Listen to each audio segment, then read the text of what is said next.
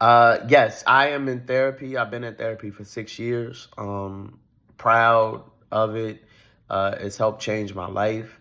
I think for any black man that's interested in therapy, um, I think the thing that I had to work on was, of course, like developing of trust. Knowing that my therapist, knowing that I needed help, which was big. It's like the things that I thought would make me happy did not. And that like blew my mind. Like all these career accolades and things like that that I thought that I dreamed and wrote down and, thought in the back of my mind would make me happy, didn't make me happy. And I realized that there was a huge disconnect. And I was like, something's wrong here. Like something is wrong. And so I started looking for a therapist. And 6 years later, like I've not only addressed a lot of issues that like from childhood, we talking about wells deep of just pain and open wounds from like childhood. Um, but like it's given me tools to be able to self-manage. Now, what I would say to people who are interested, specifically black men in therapy or interested in therapy, is that for me, I had to take away the notion that therapy was going to fix me, that therapy was going to permanently heal me. Um, that's gone because I think if you go in like that and it's like, oh, after 4 or 5 sessions, I beat therapy. Like, nah, it's really a marathon. And it's a lot of self-reflection. You got to be willing to do the work. When people say like do the work, looking in the mirror, holding yourself accountable, being like, man, this was me. I fucked up. Like I made the mistake. I'm the cause of some of this, not just blaming it on anybody else. But and this is that's my personal journey. But I think for anybody that wants to take that journey, you got to be willing to consistently look at yourself in the mirror and to self-assess. And that's not easy for everybody. It's not easy at all. But over time, like I built up some attrition to be able to do that. But you just got to stick with it. It's one of the, if not the best thing I've done for myself in my life was to get help, because I didn't know how much I needed it. I think that a lot of people would feel better in this world and maybe approach life with a better attitude if people really had somebody who could listen to them.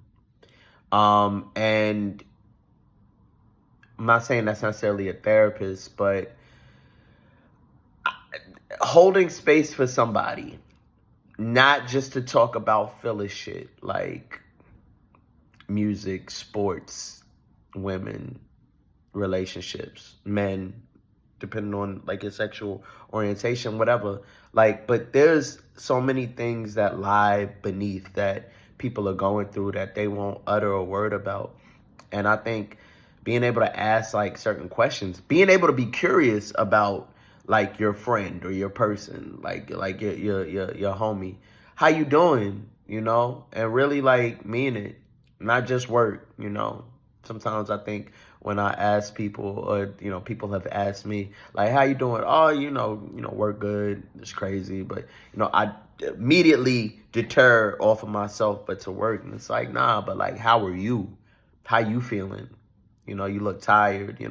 But I also think that comes with acknowledging the fact that like people grow, people change, life circumstances change people. When people lose things or gain things, like you lose a relationship or a family member, you gain a child or a marriage, like that changes a person, no matter how long you've known them. And so I think understanding that change is going to happen is necessary, but also just being a listening ear. It's real. I I think that not enough people are listened to in this world, period. And that if more people were listened to, then able to get out their story, to be able to voice their opinion, that they might feel a lot more comfort. But I think it starts from just taking that personal inventory. Hey, we ain't catch up in a minute. Like, yo, you good? Last time I saw you, you know, like you kind of look tight. Yo, you all right? I just wanted to check on you. Hey, just thinking about you, bro. Like, just wanted to see how you were feeling, see how you were doing. That go a long way, in my opinion. If 100 years from now, somebody from my alma mater, Lincoln University in Pennsylvania, sees this, I just want you to know, like, bro, it's possible. It's possible. You do not have to carry all of the weight on your shoulders or in your spirit.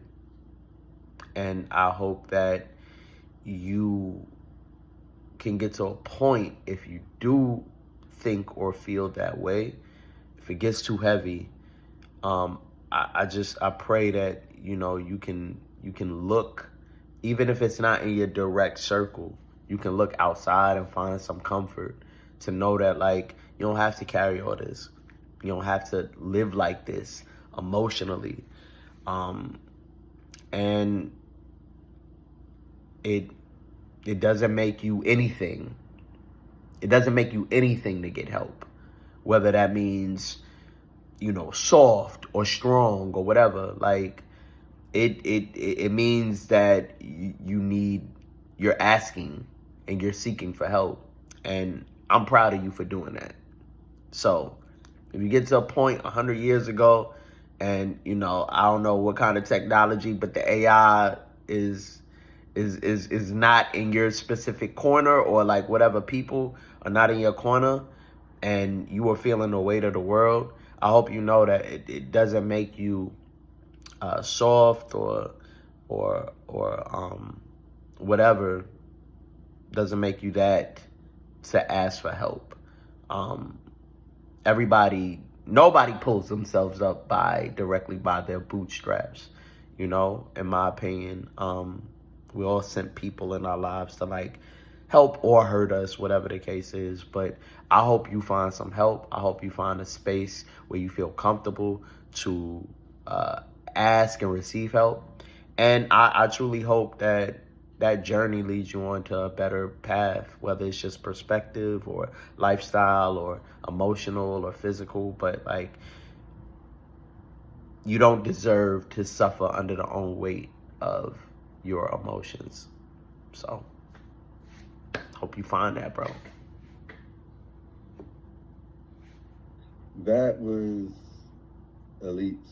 It was elite. All right. I like elite. I'm gonna stop here.